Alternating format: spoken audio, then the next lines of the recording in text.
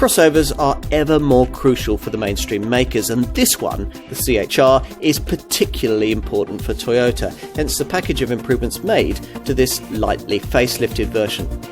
A little extreme, isn't it? But then it's supposed to be, aimed at Qashqai class buyers who want to make something of a statement. This car certainly does that. So, what's it like on the move? Well, if you're expecting the CHR to be little more than a piece of fashionable frippery, some pleasant surprises lie in store.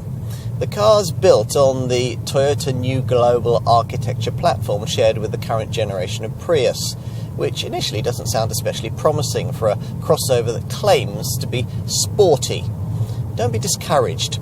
Those underpinnings are impressively stiff and allow for a particularly low centre of gravity that help the engineers in getting around the handling drawbacks that would normally come with the CHR's high-riding stance. Thanks to that and a sophisticated suspension setup, this Toyota tries hard in the turns and feels more composed and commanding than you'd usually expect a car of this kind to be. The prime engine in the lineup, a 1.8-litre petrol-electric hybrid with 122 brake horsepower, isn't ideal for such enthusiastic driving. The required CVT auto gearbox hampers things quite a lot here, but if you adopt a more relaxed driving style, reasonably rapid progress is possible.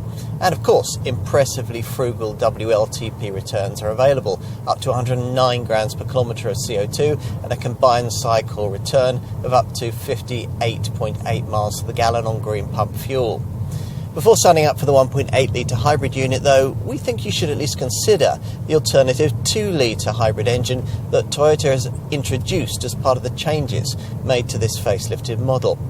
The brand says that this larger capacity unit provides a more energised drive, as you'd hope it would, given that power output rises to 182 brake horsepower. For us, this engine makes this car a much more complete proposition, partly because of its extra grunt, but mainly because it's better matched to the CVT auto gearbox, and it comes with a package of suspension changes and refinement updates. Just look at it. Can this really be a model made by Toyota, a brand once so notable for forgettably styled family hatchbacks? These days, this is a car we're now a little bit more familiar with, but see a CHR for the first time, and it's difficult to know what to look at first, with prominently projecting wheel arches, hidden rear door handles, and a floating roof headlining the design flourishes. Now, if you accept that the finished product is part coupe, part hatchback and part crossover, then without doubt it's the SUV element that's most obvious here at the front. The high bonnet framing a slender upper grille and headlights smeared at each corner. Not much has changed in profile, not much needed to. From this perspective, the coupe cues become more obvious, with an evident sense of movement, even at a standstill, thanks to this dramatic upward lower crease that rises sharply into the power-packed rear haunches. A few subtle changes feature at the rear. These ribbed rear light clusters gain super bright LED tech, a more expressive illumination signature, and progressive scrolling indicators. They continue to stand proud of the tapering bodywork, but are now connected by this sleek, glossy spoiler.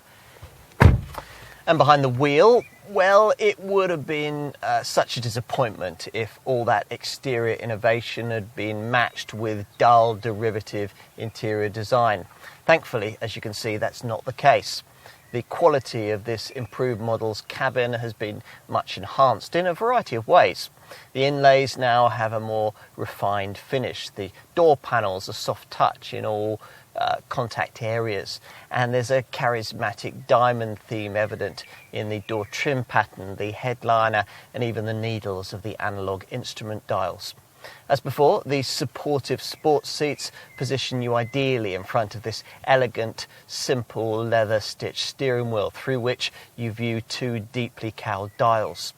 There's a speedo and Toyota's usual hybrid power meter, these two gauges separated by a 4.2-inch colour screen for the onboard computer. Anything that small central instrument binnacle display can't tell you will probably be dealt with by this prominent 8-inch Toyota Touch 2 media screen. It's been usefully enhanced as part of the facelift updates. First, by a set of buttons and dials in the surrounding frame that make its functions easier to access on the move. And second, by the addition, at last, of Apple CarPlay and Android Auto smartphone mirroring. Time to take a seat in the rear, which is where you fear that the whole CHR experience might start to unravel. Well, it is what it is. Ultimately, given the limitations of the stylised shape, we reckon the designers have done pretty well here, though it's true that the cabin space back here is generally more akin to that you get in a crossover with smaller outward dimensions. Finally, let's take a look at the boot. Here again, the swept back rear styling might lead you to worry when it comes to issues of sense and sensibility. Let's see. Lift the tailgate, there's still no powered option, and there's quite a high loading lip, but once you get beyond it, there's a reasonably shaped, if rather shallow, space, 377 litres in size. In summary, as you probably gathered, we like this CHR quite a lot and think the update changes made here were well judged. We're disappointed that it's become a little pricey, but if you can live with that, this car remains an interesting alternative to more conventional contenders in the compact crossover segment.